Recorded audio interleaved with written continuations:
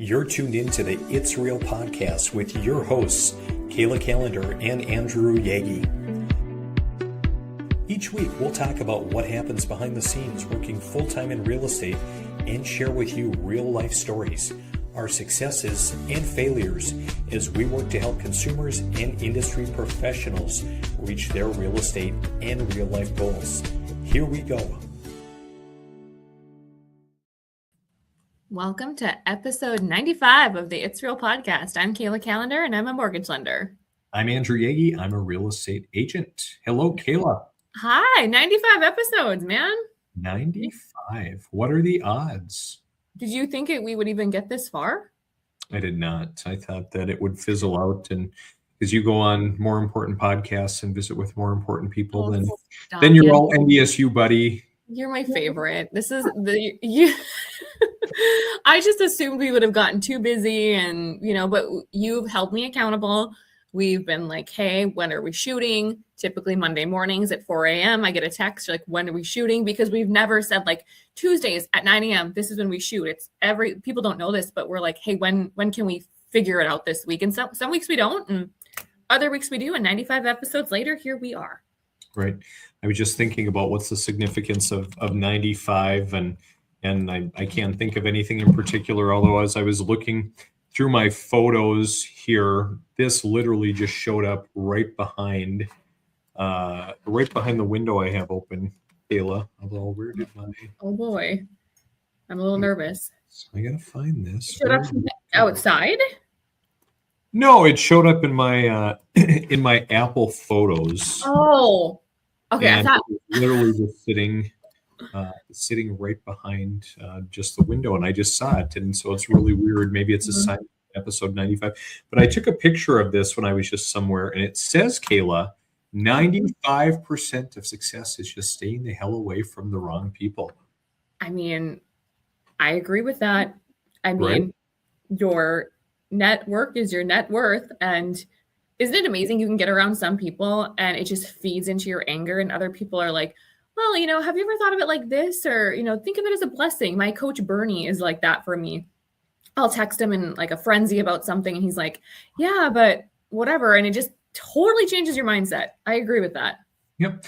No, and I can think of a lot, and I've been thinking more about it, lately as obviously the end of the year, we're here the last day of 2025. And so it's easy to reflect and say, okay, what am I going to leave behind? And, what's my mindset going into the new year? And I don't even remember what book I've been working on, kind of a house flip project. So listening to some random podcasts or books, and one was talking about a big part about relationships. And hey, if you find yourself pouring into others, way more than they ever do to you, and if they drag you down, maybe it's time to reevaluate that, or in this case, just stay the hell away. Stay the hell away. I mean, it's easy to do.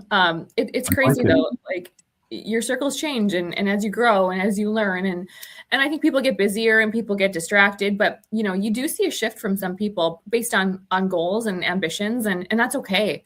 And sometimes you might be too much for someone, Andy, and maybe they don't want you in their circle either. I know I am. I definitely know I am.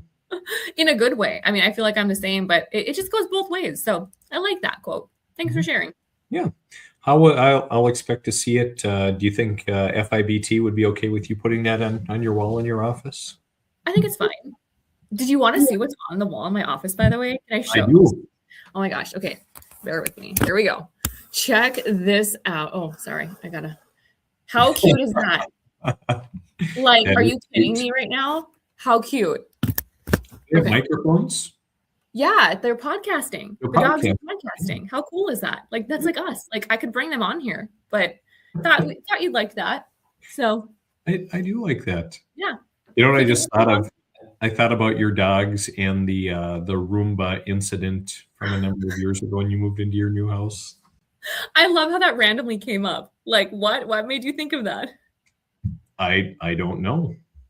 Well, we have to talk about it now. So built a brand new home, brand spanking new rugs, new everything. Cause I would not let my husband buy anything until we moved into the new home.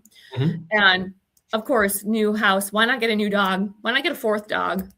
Sure. And I was working at home and I was like, what is that smell? And I'm like, gosh, you guys. And I look and I see the Roomba and I see this streak. I like turn around. I'm like, what's happening? And the newest dog, he was young, he was a few months old, had an accident. And the Roomba over the entire first floor of a Rambler, mind you, so more square footage up on the first floor, had completely taken his accident all over everything and had to throw away the Roomba, the rugs. I mean, it was everywhere. So yeah, it's out somewhere on the internet. I'm sure you could find it. Yeah, no doubt. Ooh, man. We'll leave Well, that hey, one. Kayla, how was, we're just coming off of Christmas. How was the holiday for you and your family? It's good. I come from a very large family. I'm from a family of 6 kids. Most are married, have kids. Taryn and I have 18 nieces and nephews combined. But this year, just people were doing other things. And, you know, as families get larger, you have your own families. So it ended up being just Taryn and me and the 4 dogs at the lake, just us this year, which was really quiet and kind of crazy, but it was so well needed. The lake was quiet. We took time. We had some mimosas. We watched movies. It was very, very chill. How about you? I like that. Yeah, we were on the road a lot. So down to southern Minnesota to see my wife's family and then kind of backtracking back to Fergus Falls, kind of had our Christmas and then up to Thief River Falls. And we've got to head back to Thief River this weekend I've got 2, a new niece and a new nephew. So they're kind of doing a baptism together. So that'll be kind of nice, but a lot of driving and, you know, it's always great to see family because family really is the most important, but there are days when we've talked about it where, man, it would be nice to, you know, have some of our own traditions and not have to run and have, you know, kind of the Christmas like you guys talked about. But yeah, I also went traded. It was fun. We up in Thief River went as well into kind of the local music store, Kayla, and I picked up a couple of things. So Keysar Music, the owner and his son and I, Bill, we were high school classmates. And so I like to go in there and, you know, kind of catch up with those guys and buy an instrument randomly. I think last year I bought a bass guitar, which I have barely touched, but I look at musical instruments as an investment. It's probably not going to lose money. And hey, why not? But I got, I know you've been pushing me to do more music. So I've got something for my office, Kayla. Oh my gosh, a keyboard, Andy. So we'll have to jam. Oh my gosh. I love this. So have you jammed like before? Have you been jamming lately? Been jamming a little bit. Believe it or not, the end of the year, I'm still just, I know when we talk back and forth, kind of shocked with how busy the end of the year has ended up being with real estate and other things. So I have not had a lot of time to jam, but a little bit here and there. That's okay. Hey, 2026 goals, my friend. We had gone downtown and taken one of our daughters, our middle one, Violet, who's in kindergarten, with kind of to do a little shopping in Thief River Falls. And I said, hey, before we kind of go and meet up with some other family, I want to go to Keysar Music. And my wife's like, oh man, you know, are you going there just to talk or do you need something? And I said, well, a little bit of both, mostly talk probably. And so we went in there, and so her and Violet, they thought they might stay in the car, but then they're like, you know, we're gonna come in. And Violet decided that she said, Dad, I really want to learn how to play the violin. And so there's Joe, kind of the store owner, who's taking some time to kind of show her how it is. And I'm like, I don't know, Violet. I don't know if we need a violin, but she was really insistent on it and was kind of begging for it too, like, please, Dad. Oh my gosh. How old is she? She's kindergarten. Okay. So, but we ended up coming home with a violin and a keyboard. So we'll see what happens. But I wouldn't mind learning how to play it either. It's a challenging instrument, but we had a good time. Guess is you'll learn it because you learn everything else. Didn't we have this talk before? We're like, Andy, is there anything you don't do? And I think you said like athletics. So, but we look forward to you sharing your musical abilities on the podcast next year. We'll say that. I will be resolute in doing that in the new year, Kayla. I love that. I'm going to hold you accountable. We could do jingles. Maybe we change the podcast intro or outro. Ooh. Maybe we talk about, we wrap it in and use some chat GPT and say like, hey, get pre-approved. And like, you can talk about listings all in a jingle. There we go. I think we should. Let's poll the audience. Well, Kayla, as we wrap up 2025, what words of wisdom do you have, or what do you want to talk about real estate related on our last podcast of the year?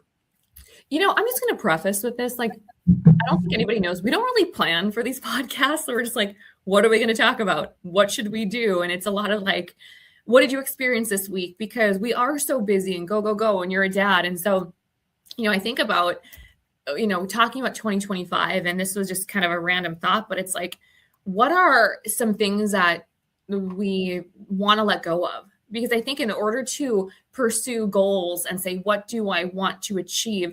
You have to stop and reflect about what maybe didn't go well too, or what do you want to leave behind? And so I think about things in real estate and mortgage that maybe were bad advice, or things that maybe, just didn't come to fruition. For example, the market's going to crash. How many times did we hear that, Andy? How many social media posts did you see about, hey, the market's going to crash? I still hear it. Yeah, same. I'm still seeing it too. And I think of 4 things, and that's one thing that I'm like, we can kind of like leave that behind. If the market will crash, it will crash, but we cannot live in fear, and our clients cannot live in fear. So I think that would be one thing. One, like, can we just like stop talking about that headline? Can we stop? Another, it's still going to continue. Somebody's always going to talk about it. And I think for a lot of people, it's wishful thinking. It's just kind of an internal rationalization that, well, if I say it, it's going to come to fruition there. I'm going to wait because the market, it's got to go down. Yep. And I think that's something I want to say, leave behind as a client. And like, kind of like, I think this whole thought is headlines to leave behind, basically. I would also say I'm going to wait for rates to drop. I mean, even when I talk to clients, they don't know what they don't know. And when I have a client that says, well, I really want to wait till rates get to the 5s, and I run their loan amount at 5.875 versus 6 3/8, and it's a $62 difference, they're like, what? That's it? And so I think that right now, instead of trying to time the market, and I think this is true throughout history of real estate and mortgage, instead of trying to time the market, focus on your time in the market. Because Andy, I just had a client that bought a year ago, and he's already talking about building a new home with his wife. And I said to him this week, I said, okay, you bought a year ago. What do you think your house would sell for? Because he's been working with an agent, and it's going to be about $30,000 more than what he paid. And I'm not saying every house will do that, but here, instead of renting, he just created this quiet investment of equity. And now he can, even after a year, now you've got to be careful, capital gains, things like that. They're going to build, so not for a little bit. But I think we have to just leave that behind as well, waiting for rates to drop, because the successful clients that are building equity, it's not about the rates. So that's a headline. I want to say like, okay, peace out. Like, let's leave that behind too. I like that. And I do want to say this one because it ties in. You can refinance anytime. I think we have to be careful about that, because some people can't refinance at any time. What if they change jobs? What if their score tanks? You know what I mean? And what if they decide to move? So I think that if you're being told, well, you could just refinance anytime, I think you have to say, maybe I can, but am I comfortable with the payment and the taxes and everything today? So. Are we going to put that in the box and lock it away with date the rate and all of those COVID era? Yeah, we marry the house, date the rate. I get it. In theory, I get it. The 2-1 buy downs, the new construction tax abatements, hey, I'm going to get this credit, what have you. But you have to be comfortable with where it's going to be. These adjustable rate mortgages. I get you're getting a deal now, but are you going to be comfortable in 2 years once things reset? And I think that we need to be more responsible, not just as lenders and realtors, but as consumers as well. Like, what's the worst that can happen? And you have to have that mentality. So Well, the worst thing that could happen, I found this the other day, Kayla, where it Oh, talked about meeting the Americans stuck in their houses with golden handcuffs. They oh. secured ultra low rates during the pandemic. Now they're trapped. House prices and higher interests mean they can't afford to move. And so, how often do you run into situations like that? Quite a bit. Anytime I have a client that owns currently, they have refinanced at some point, meaning 2020, 21.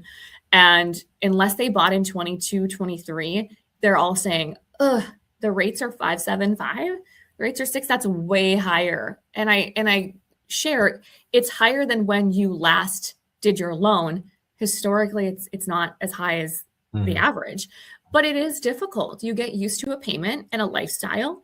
And to say, okay, if I sell my house and I go from a 3% to 6% and prices are higher, it is difficult. I mean, it's a tough pill to swallow. And so as rates have come down, it's less of a jump for these sellers. So it's getting a little bit more comfortable. But I think that the people that truly want to move due to neighborhood or location or school district, they're finding ways to say, okay, how do we make this work? What Mhm. are you seeing? What are Yeah, you experiencing that? I maybe a little bit less just because I'm not a lender. And, generally when I'm connecting with people, they're pretty high intent, like, hey, we need to make a move for any number of reasons. Whereas, people with you, maybe him and ha a little bit more and they're, kicking Mhm. tires and thinking.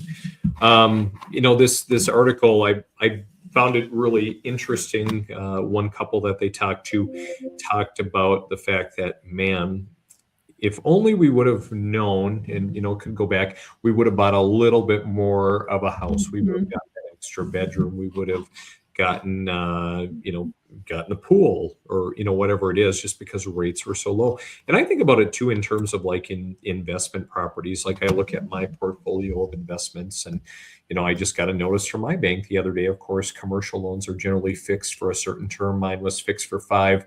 I'm going 4.5% all the way up to 6.5 or so, which Mhm. isn't awful, but boy, that's another chunk of, a big chunk, 6, 7, 8,000 a year of extra interest, which definitely changes, the scope of things from an investment standpoint. But Mhm. it's kind of interesting. It is, and I think it's more common than people think. I think it's really you're saying I'm getting rid of this payment, and you have to be comfortable, and it's the price to upgrade basically, and it has kept people from buying and selling. But I'm cautiously optimistic, I would say, for the new year, to see what happens because I think there's pent up energy of I just want to buy. It's not about the price, and although that might sound fiscally irresponsible for me to say, but sometimes, people buy things in this life that they don't need a car, like a fancy watches, purses. I think at the end of the day, it's what's most important to you and where do you want to spend your dollar. Mhm. When I talk to the clients about if you wait to buy and your payment will be, I don't know, $60 more, if rates did decline, how can you eliminate $60 per month? And it's amazing when you break down, and I would challenge people, where can you eliminate subscriptions? Where can you eliminate costs in your week? And how can you save? And I think that that's something that a lot of people are doing going into 2026. Mhm. Right on. Yeah, I think a lot of people are. I mean, it's a natural time to kind of revisit, refocus. Again, all of the things that maybe didn't happen, or hey, where am I going to go? In the new year, and of course, the financial piece is a big one. We talked a lot about how consumer spending was up, in the holidays this year, but debt was also way up too. A lot more people are carrying balances, are using, unsecured debt to basically fund lifestyles, and that's a little bit Mhm. dangerous too. Yeah, and we see quite a bit, and I just helped this week. I've got clients that are selling a house, and they're going to use the equity. And when I did their application, I'm like, we're not putting this towards the down payment. That about 100 grand equity. We are using $75,000 of it almost to pay off all of this unsecured. We see like what's it called, best egg or unsecured loans, credit cards. It's like, Sure. let's get rid of this because when you take $1,000 over 30 years, that's 360 payments. It changes your payment $6 a month, or you can pay off this $10,000, and I talk about it all the time, this $10,000 5-year at 13%, and all of a sudden you have more cash flow to afford in a home that you plan to have for a lifetime. So typically, yeah, we see it often. Is there anything else that comes to mind as far as things that you heard or experienced in 2025 that one should let go of? So as we're talking, I saw an email pop up from a client.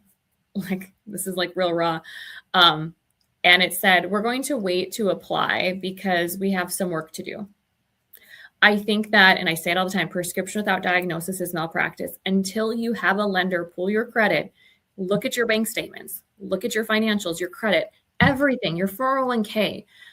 I am tired of people self-diagnosing. I'm tired of people hearing from lenders, you should probably just wait, because there are opportunities for people to buy. Not for everybody. Maybe you shouldn't, but at least you know if someone truly reviews your scenario. So I would say leaving that behind I would say self-diagnosis, I guess. So yeah. What about you, Andy? Anything that sticks out to you, or did I hit everything you were thinking of? Yeah, we're just so on the same page, Kayla. You hit absolutely everything and more. So I Here don't I am. have anything useful to add. No, I think those are all really, really great points. And I mean, basically some of the same things that we experience here too. I think probably the biggest thing from my angle deals with you and lenders in general is just, I wish more people would take the time, slow the process down to sit down and to visit with someone local. Like just the other day, we had someone that they called into our office and wanted to work with us to buy. They get pre-approved from an online lender. I've never really had, much of a meeting or whatever, just again, a blanket pre-approval. So when one of my agents is working with this individual, it's like, hey, we should see a breakdown. Like they should see a breakdown of what are their estimated closing costs. Because here we're blindly putting together an offer and they're asking for a certain percent for 6% closing costs, for instance. And then actually they came back and said, well, we want 8%. And I told this agent of mine, I said, they can't have 8% on a conventional loan with 10% down. Well, and they were just adamant about it because, of course, a family member, the brothers, cousins, whoever, when they bought a house, they got 8%, and they just know you can get 8% and write this up in the offer. Wow. So we had to provide a little bit more education. And that's where, and even this particular individual didn't necessarily come down and sit down with us in our office, which, I mean, again, it's great to have a face-to-face meeting, whether it's virtual or in person. And so it just gets back to the point where, we want to succeed mutually. If you're not succeeding buying a home, we're not succeeding or selling. But a big part of it comes down to, doing the necessary work, getting that pre-approval, sitting down and visiting. So now we have an actual plan in place and we know what the ground rules are. And a big part of that too means working with somebody local, not one of the large online lenders. I've got another deal that's contingent on someone selling a house or buying one of my listings, and they're using a VA lender that's out of state that has just terribly mismanaged the process. So again, it all has to do with who you align yourself with. And again, like we talked at the beginning, Kayla, 95% of success hell away from the wrong people, which applies to lenders and agents too. Historically, as we dive into the first of the year, we're going to see a lot of homes that have been listed that are going to go expired. They're going to go off the market. They didn't sell. People didn't reach their goals. And so that's a big area where we're going to aggressively follow up with people and just say, hey, you didn't reach your goals. What is your agent doing to help you get there? Is your agent, like most agents who are doing the same things that they did 10 years ago, putting the listing in the MLS, putting a sign out there and then just praying or being hopeful? Or do they have a strategy? Are they using video? Are they doing any form of marketing? We're diving big into AI in the new year, Kayla, as far as AI to follow up with leads and contacts, because realistically, like you and I, we're busy. We don't have time when a new lead comes in necessarily to follow up right away, or get back to that individual in 5 minutes. But hey, there are some great technologies out there, and we're going to work hard at employing them. And I think too is embracing it, because ultimately, yes, technology is not going to replace us, but I think about your ability to use AI to follow up with someone, just to gather some general information, just to get ahead of the game, to get started. Same with me, like, hey, what are you looking for? Are you a first-time buyer? Just getting some general information to prepare. And I think AI, I'm excited to see what happens in 2026, because I think it's going to be a huge part of our businesses, from income review to, I mean, are you seeing these like images created by AI? Like, remember those like candy cane thing? Like, they look like the actual people. It's wild. So I'm excited to see what's to come in 2026. And I love everything you said, Andy, because going back to what you said, how people that don't sit down, people sit down with a real estate agent, they sit down with a builder, they sit down with their financial advisor. Why are people so quick to just go online and get a letter and not understand? So I think that that's something that, aligning yourself with the right people and the right team, because that impacts you too. And if that client didn't want to write in, the 8%, and that took time to educate them, that could have lost the deal if you guys were waiting. So I love everything you just said. And I think that means we should probably give our clients more education in the form of a webinar. I like that. 2026. I like that, Kayla. I literally have my notebook talking about our webinar. So more to come, audience. Good. I like it. Well, Kayla, as we wrap up our last episode of the year, New Year's plans, do you have anything that you guys are doing tonight? We're going to our friends, Rachel and Sean Wires. They are going to host with a bunch of us. They got a new Maine Coon that has thumbs, and I'm excited to meet the Maine Coon. So that is my New Year's excitement. And we did say, don't judge. What's a Maine Coon? Oh my gosh, those like huge cats that are like huge ears. They look like, just Google it. I'll send you some pictures. They have two, and okay, I've seen one of those before. Yes, they're beautiful. So we're excited for that. But that's a big pity. Yeah, so we're pumped for that. But we talked about maybe going with like the East Coast timeline and like celebrating the new year at 11, so we can be home by midnight, because we're old. So we'll see. Can I give you a cheat code, Kayla, for New Year's and getting home early? Can I give you a pointer? Yes. So you can actually go on YouTube, and you can go Google New Year's like ball drop. You can go and find, well, this is showing me past ones, but you can, maybe I'll search for a fake one or whatever, but this is what we do with kids. And just basically go find a video and go watch it. And so we'll probably do that, but probably at like 8 o'clock or so. I love that. Great hack for our audience. I love that. What are you guys doing besides the fake video? Yeah, so we're going to go out for dinner probably at 5, and then come home, and we're going to watch the new Wicked. It came out last night, I think, like on demand. You can buy it. So we saw it in the theaters already, but want to watch it again. So we'll do that, and then do the fake ball drop, and then go to bed.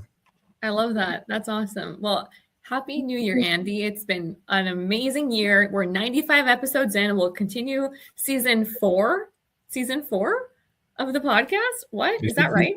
I don't know. We'll continue the season, and we'll hit 100 in January. So more to come. Awesome. Well, Kayla, Happy New Year, and we'll visit with you next year. Sounds good. We'll see you later, Andy. Bye.